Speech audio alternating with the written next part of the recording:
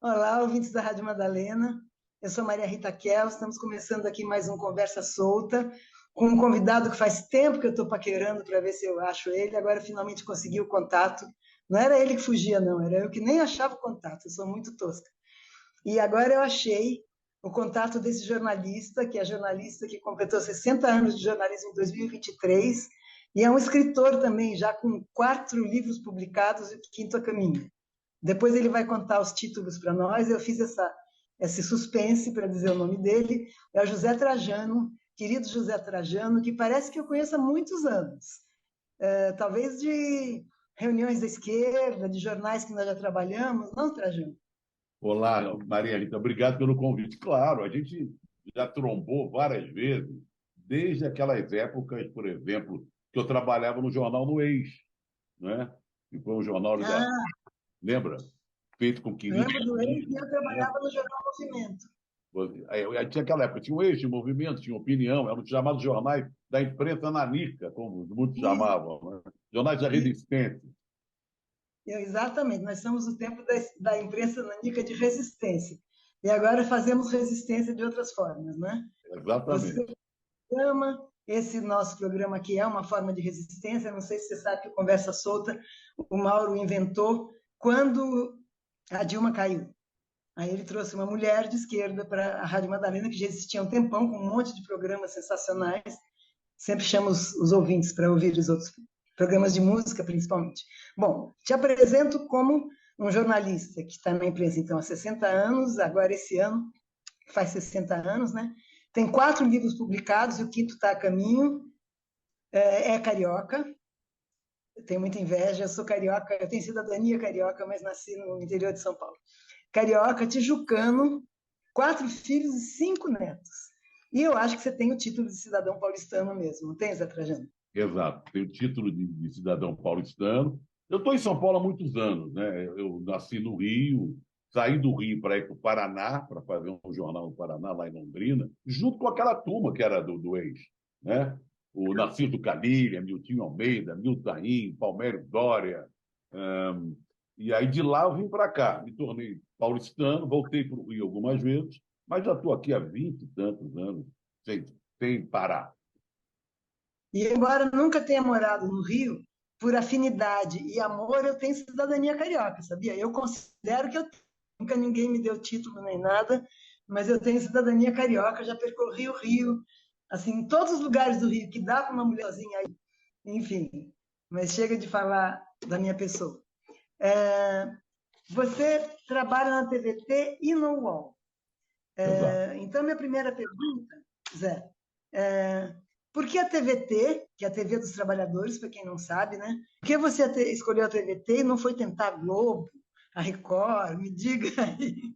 Por que a Não, TV porque eu já Trabalhadores? passei por todos esses lugares, né, Maria? Eu tenho 60 anos de profissão, porque eu comecei muito cedo, comecei aos 16 anos. Naquela época eu não precisava Aham, de diploma, coisa nenhuma. Comecei no saudoso Jornal do Brasil, então grande jornal da época. Foi uma grande aham, escola de jornalismo. Mas depois sim. andei por tudo quanto é lugar, tribuna de imprensa, Globo, Última Hora com Samuel Vaz, Folha. Trabalhei na Folha 3 vezes diferente, Jornal da Tarde, TV Globo, TV Cultura. Bom, aí foi indo, foi indo, foi indo, foi indo, chegou agora, né? Como eu já passei por todos esses lugares, eu criei um site, eu resolvi criar uma resistência, nós já falamos de resistência no início, criei um site com uma newsletter e até a TVT que me chamou, na verdade. Porque quando eu trabalhei na ESPN, canal de esporte, eu fui criador da ESPN no Brasil. Depois de 20 anos, romperam comigo, né, até por motivo político, e na sequência, no dia seguinte, a TVT já me ligou para que eu fizesse um programa lá na TVT, na TV dos Trabalhadores. Quer dizer, então foi a Aham, TVT que me procurou. Eu acho até que teve o dedo do Lula nessa história. Porque no dia que eu fui demitido da ESPN, ele me ligou. Ele estava num churrasco, junto com, eu acho que o STED, o pessoal nosso, vamos dizer assim. E aí, o que que eu podia houve? ter estado lá. E eu disse, o que que houve? Por algum Olha, acaso. né, eu disse, acabou.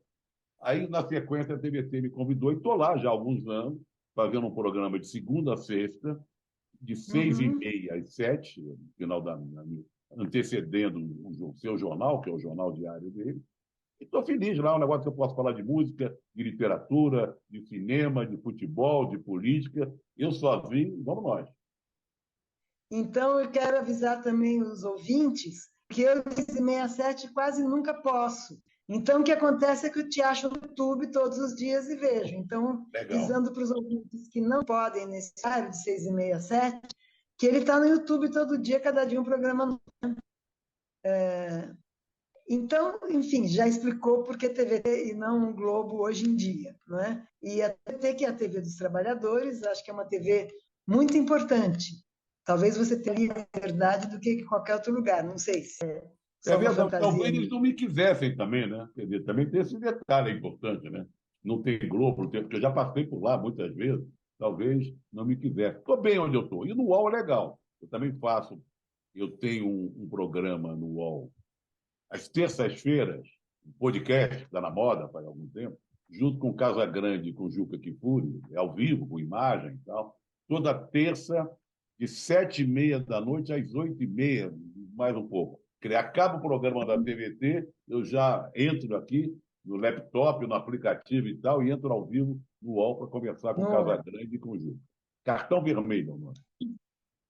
Ah, é futebol mesmo, Não, né? não, é futebol, apesar de serem três pessoas ligadas ao futebol, mas se você acompanha o Juca e acompanha o Casagrande, você vê que eles também se misturam em vários assuntos. O programa, inclusive, tem a dica cultural, tem o cartão vermelho, que é dado geralmente para algum político, algum safado de plantão.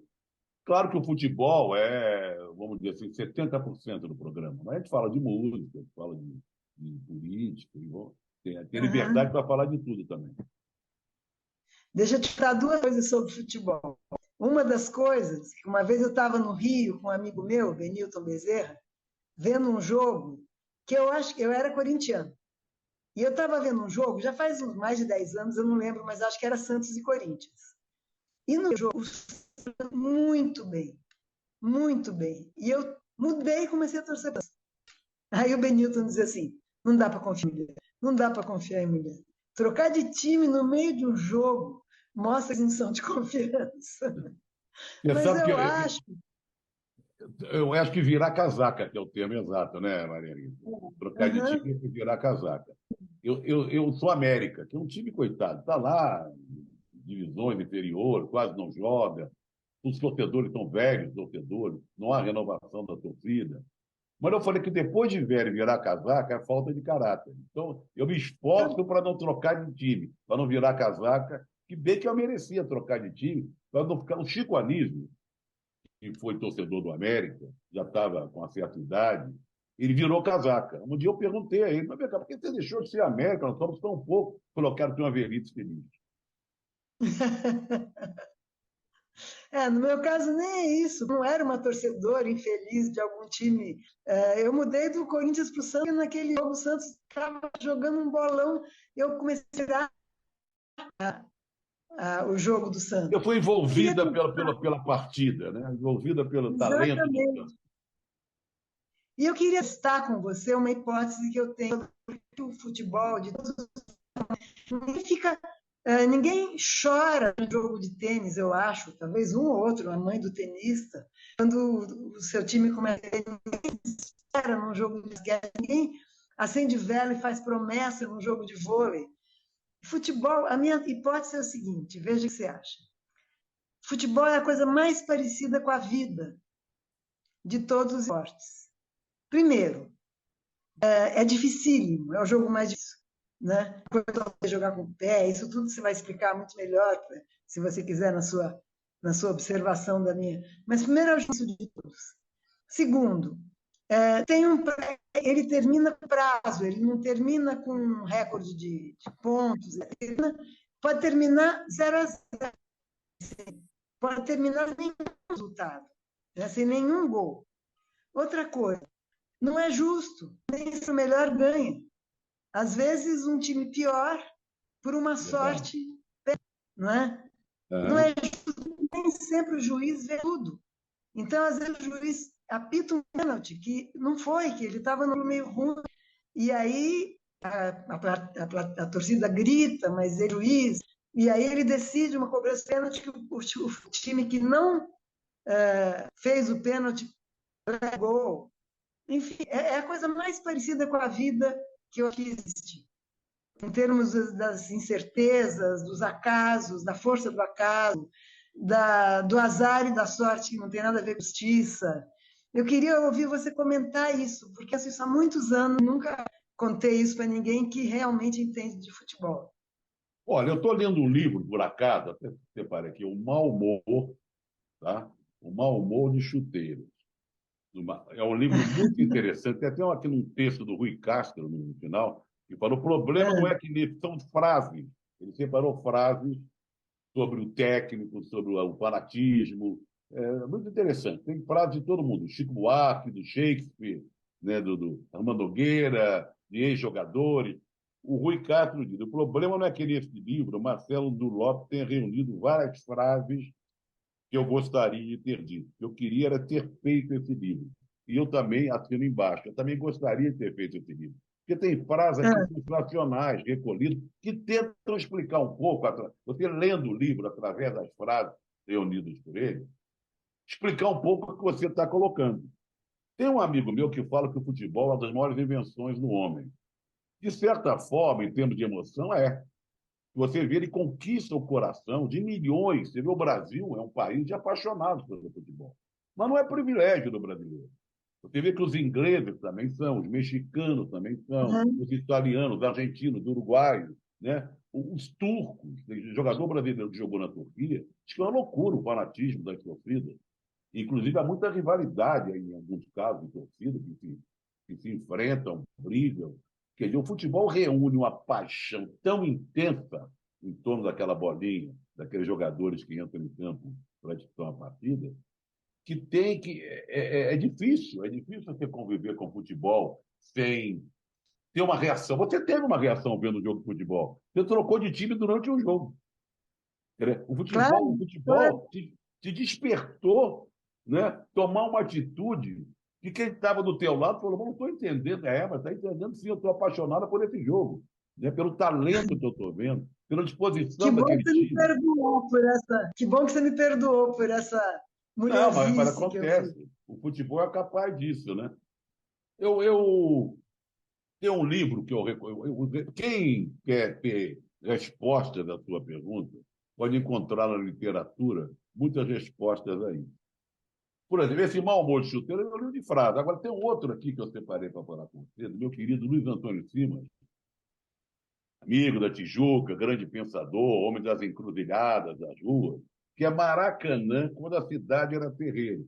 Ele fala da construção do Maracanã e do acesso que o Maracanã teria proporcionado para uma população, para que fosse igualitário, mas, na verdade, o Maracanã foi uma construção já distribuída em camadas separatistas, vamos dizer assim. A cadeira numerada, a arquibancada, a geral. Dá a impressão que era para unir a população. Não, todo mundo tem direito ao Maracanã. Não.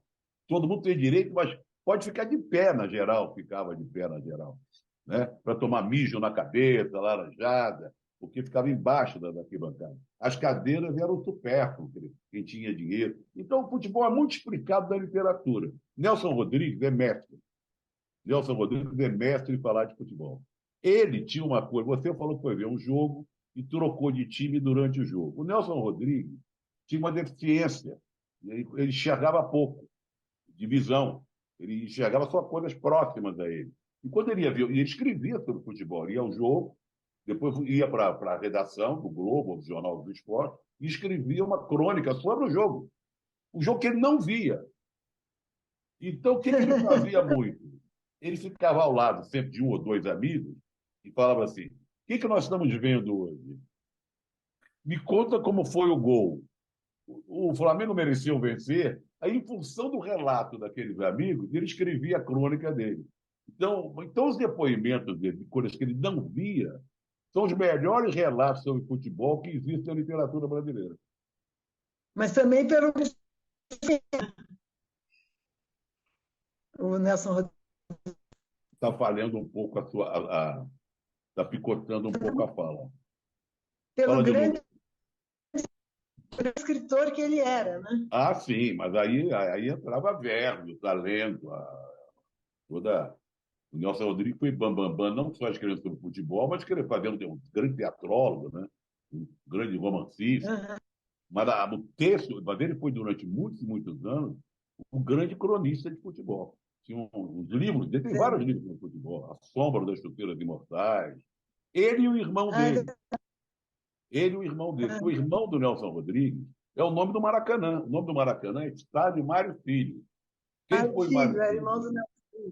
O Mário Filho foi o jornalista, na época, que mais lutou pela construção do Maracanã.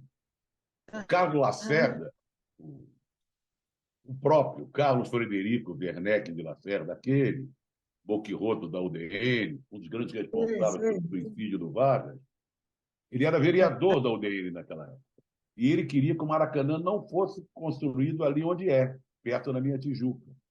Queria que fosse lá na Recreio Bandeirantes, longe, e que não fosse nem coisa ligada ao futebol, fosse uma coisa de esportes olímpicos e tal. Houve uma grande disputa na Câmara de Vereadores. O Ari Barroso, que era vereador na época, se contrapôs ao Lacerda com o apoio do Mário Filho. Então, quando o Maracanã foi construído, graças ao apoio do Mário Filho, que era dono do Jornal do Esporte, que na época, então, era um jornal de esporte que vendia muito, tinha muito prestígio, foi dado o nome do estádio ao Mário Filho. Tem relatos muito bons do Mário Filho. Tem um livro chamado Negro no Futebol Brasileiro, também, que é muito importante ser lido. Legal. Não, uma coisa que eu não tinha nem a menor ideia, não é? Deixa eu perguntar uma outra coisa, então. Você também é um carnaval? Porque, para não vá sempre ao carnaval, eu acho as festas mais empolgantes que existem. Mas porque é muita bagunça, muito barulho, muito calor, bêbada. Como é que é o carnaval? É no Rio de Janeiro? Ou aqui em Bom, São Paulo, centro, não sei mais. eu adoro o carnaval. Eu acho que fiquei muito feliz, inclusive, que o carnaval tenha voltado depois de 2 anos, quando nós tivemos de volta o desfile das escolas de samba e tal. Há um certo preconceito em relação ao carnaval, principalmente em relação ao desfile das escolas. A escola de samba, ela mantém um grande número de trabalhadores, ela gera muito emprego. Durante o ano inteiro, para sair naquele dia na avenida, existe um bando de gente, de costureira, de gente que faz aqueles carros alegóricos, as fantasias, os músicos, os ensaios, sabe? As escolas geram muito emprego. E é a hora que o povo se iguala. Agora, tem duas coisas muito igualitárias, assim, muito democráticas.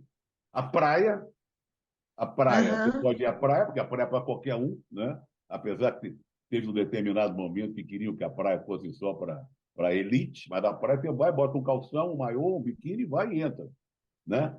E o carnaval. O carnaval também tem essa coisa, né? De você poder sair na rua, tem um desfile de escola, que você tem que entrar numa ala, alguma coisa, mas tem os blocos. Há um grande fenômeno de blocos nos últimos tempos, né? Principalmente aqui em São Paulo. É hora de extravasar, é hora de se divertir, de beijar. Ou beijar é ruim. Beijar é ótimo, né? Então, eu sou discípulo do grande Darcy Ribeiro. Eu trabalhei, tive o privilégio de, no Rio de Uau. Janeiro, trabalhar com o mestre Darcy. E na época que ele foi vice-governador, um dos projetos dele era criar o Beijódromo. Ele já tinha criado o Sambódromo, ele queria criar o Beijódromo, que seria lá no Juá, debaixo de um negócio lindo e tal. O Darcy defendia essas teses bem do Darcy, né? Então, o bloco de carnaval também é muito legal. As pessoas se confraternizam, se beijam, se divertem. Claro que você pode dizer, tem isso, tem aquilo, papapá, roubo de celular. Mas isso acontece em qualquer momento da vida de países onde tem muita desigualdade social, tem fome, tem desigualdade, tem preconceito. Mas a festa em si, eu não sou mais furião, não. Já passei da idade. Eu gosto de ver, eu gosto de saber, eu gosto de me divertir vendo. Eu moro na Vila Madalena também, né? Você Então, quando mora eu na vejo. Vila Madalena? Eu moro na Rua Madalena, inclusive, na Rua Madalena. Nossa, você mora vizinho da rádio. Eu sou vizinho da rádio. Aliás, aqui, Porque eu aqui não estou na. funcionando isso em Pedro, em cima, Tá vendo? pertíssimo, em cima aí. Eu podia gritar pela janela. Não, mas não dá para gritar pela janela porque tem algumas ruas no meio. Mas eu frequentei muito o Sabiá, que era um bar próximo da rádio. Agora virou ali o Sei. São Cristóvão. Agora virou São Cristóvão. Que é um bar que trata muito de futebol. Se você entrar no São Cristóvão, é uma viagem em torno do futebol pelas paredes do bar do São Cristóvão, que é vizinho aí da rádio. Por acaso, agora eu fiquei curiosa, você mora no predinho da Madalena ou mora no Masa? Eu moro num predinho, não, prédio médio, 8 andares, né, mas é um prédio. Eu moro quase perto do Banana Verde, que é um restaurante vegetariano que tem na Ah, esquina. tá. Eu morei nesse predinho que é do lado do estúdio do Mauro. Esse de 3 ou 4, não lembro quantos Não, são. o meu já é de 8, mas é um prédio que tem uma certa idade, não é novinho, não. Eu sou vizinho do. Esse prédio aqui tem gente muito interessante. O Gianetti, por exemplo, nosso novo acadêmico da Brasileira de Direito, é meu vizinho aqui, o Leonardo Gianetti. Para aqui no prédio. Mauro, deixa eu te falar uma coisa. Você está dizendo que você elogiou São Paulo, não é? No seu programa, não lembro em qual, porque eu vejo todos, não sei em qual. Sim. Você elogiou São Paulo. Conta aqui para os ouvintes.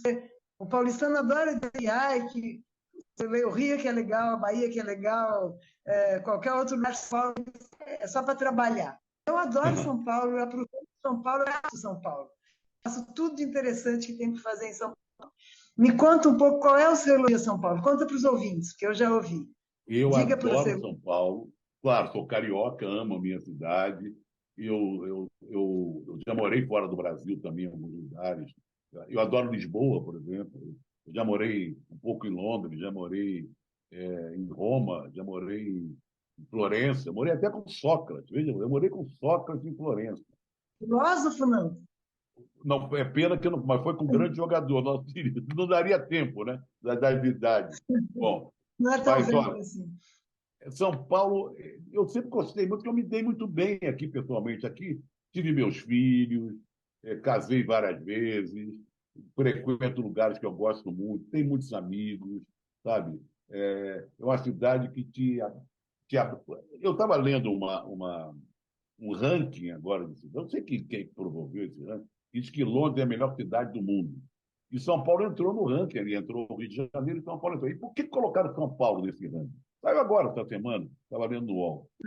Pela diversidade de gente e de coisa que permite.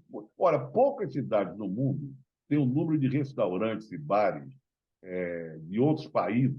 Você pode comer comida de qualquer lugar do mundo aqui, vietnamita, mexicana, chinesa, turca, e de grande qualidade com preços bons. Tem o mais chique, mentira preta e tal, e tem aquele mais popular que você tem. Aqui você convive com bairros.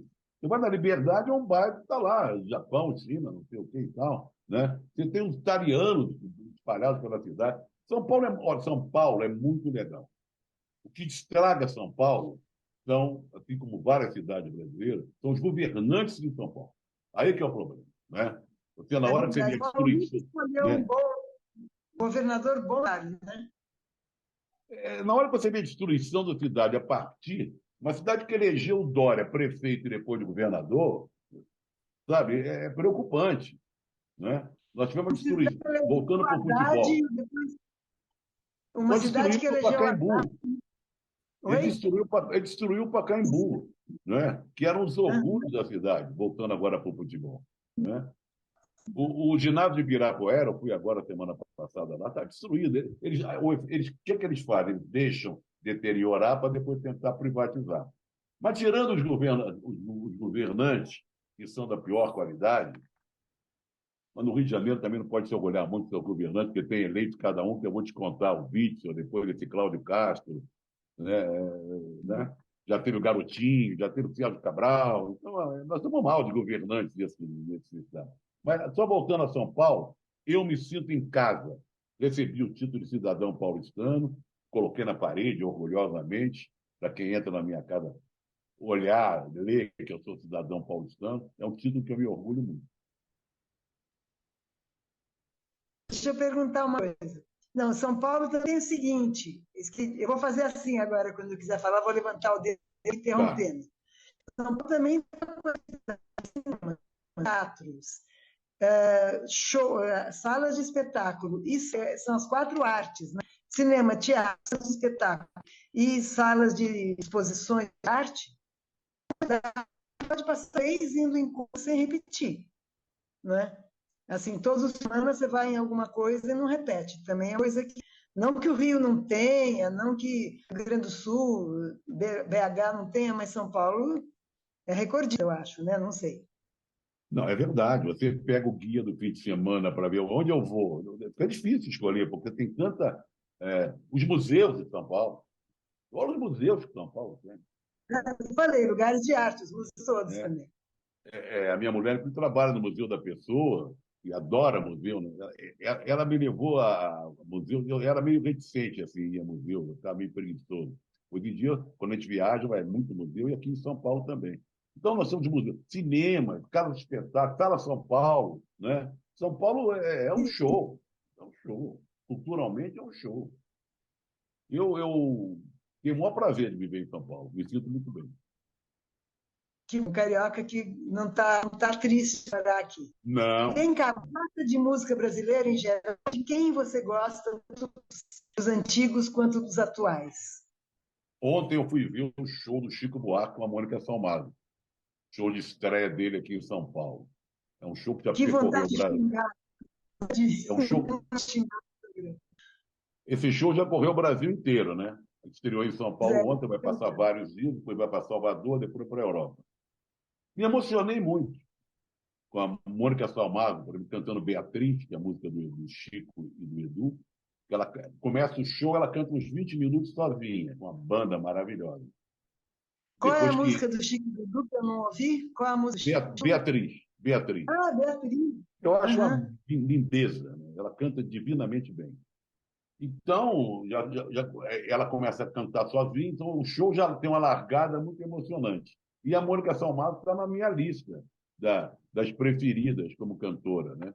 E o Chico na minha lista dos Aham. compositores. Nós temos um bando de gente legal que está na faixa aí, quase batendo nos 80 anos. Alguns bateram já, né? Caetano, Gil, Paulinho da Viola, o Chico está chegando lá. E são os geniais, né? Nós temos essa turma mais velha que compôs, que deixa uma obra fantástica até hoje. E temos gente Aham. nova também, porque eu gosto, gente nova mais ou menos, mas é um pessoal que não tem tanto nome. Por exemplo, eu sou muito amigo do Zé Renato, que foi do Boca Livre. Eu acho ele e o Renato Braz, que é outro amigo, eu acho que são as maiores vozes, vozes mais bonitas da música popular brasileira. Né? Zé Renato e o Renato E o Braz. Renan Brau Eu adoro a Tereza Cristina, minha amiga lá do Rio de Janeiro, também. a Tereza Cristina, além da Mônica Salmazo, que eu falei. Eu gosto muito da Vera Duncan, entendeu? Da obra da Vera Duncan. Então, o Brasil é privilegiado por ter uma gama de gente talentosa, de vários níveis no rock. E, ó, Emicida, tem coisa mais gostosa que eu vi Emicida, o Criolo, não é? Gente Sim. sensacional, talentosa. Mesmo os 80 também, roqueiros daqui dos anos 80, os paulistanos, né? Renato Assim, Russo, Titãs. Titãs é o máximo. Aliás, os Titãs estão comemorando 40 anos de carreira e estão iniciando uma turnê que vai correr o Brasil inteiro comemorando 40 anos da carreira. Evidentemente, seu Marcelo Fromer, que é o único deles que nos deixou. Já que eu perdi o Chico, pelo menos eu vejo. Você faz favor de me lembrar, viu? Já que você tem o meu e-mail, manda um e-mail, ó, não esquece de Titãs, porque quem sabe esse eu vejo. Vou te fazer uma última pergunta, que a gente está entrando no tempo regular mais do programa, que a gente não tenta fazer nem muito longo, né?